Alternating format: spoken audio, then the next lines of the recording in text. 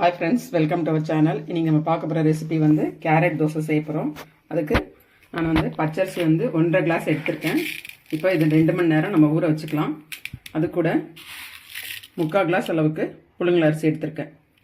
இதில் பாதி 1.5ல பாதி 3/4 அந்த அளவில் நான் எடுத்திருக்கேன் ரேஷியோ. இப்போ நம்ம ஊற வச்சு 2 மணி நேரம் கழித்து பார்க்கலாம். ஃப்ரெண்ட்ஸ், இப்போ நம்ம 2 மணி நேரம் ஊற வச்ச அரிசி இப்போ இதை மிக்சியில் போட்டு அரைச்சிக்கலாம். நம்ம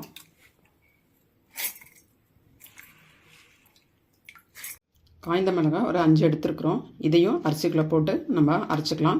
இப்போ நம்ம பவுலுக்கு ஷிஃப்ட் பண்ணிடலாம். இப்போ நம்ம கொரகொரப்பாக அரைச்சிட்டு வந்தாச்சு. இப்போ அதில் 1/2 டீஸ்பூன் அளவுக்கு ஜீரகத்தூள் போட்டுக்கலாம்.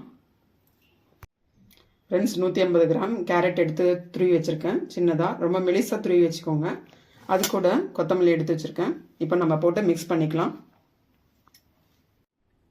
நம்ம போட்டு எல்லாத்தையும் மிக்ஸ் பண்ணிடலாம்.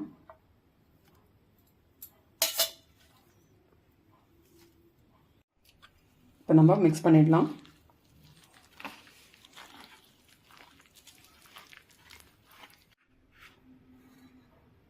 தேவையான அளவுக்கு உப்பு. இப்போ நம்ம கொஞ்சம் தண்ணி ஊற்றிக்கலாம்.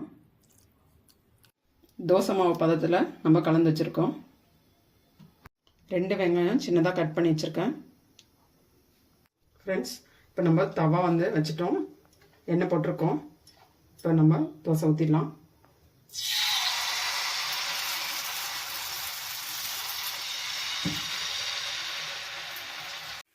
இப்போ நம்ம சின்னதாக கட் பண்ணியிருக்கேன் வெங்காயம் போட்டுடலாம் மேலாக்க.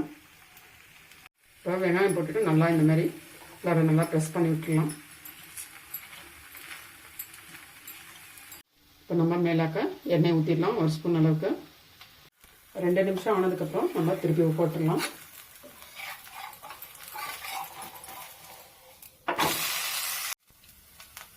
இப்போ நம்ம எடுத்துக்கலாம். இப்போ நம்ம எடுத்தாச்சு. ஃப்ரெண்ட்ஸ், பாருங்கள், இதான் கலர்ஃபுல்லான கேரட் தோசை தயார். இது வந்து கேரட் வந்து பிடிக்காதவங்க கூட இந்த மாதிரி நீங்கள் செஞ்சு கொடுத்தீங்கன்னா எல்லாருமே விரும்பி சாப்பிட்ருவாங்க. நீங்களும் ட்ரை பண்ணுங்கள், என்ஜாய் பண்ணுங்கள், லைக் பண்ணுங்கள், ஷேர் பண்ணுங்கள். ஹைடெக் ரெசிபி சேனலுக்கு மறக்காமல் சப்ஸ்கிரைப் பண்ணுங்கள். Thank you friends.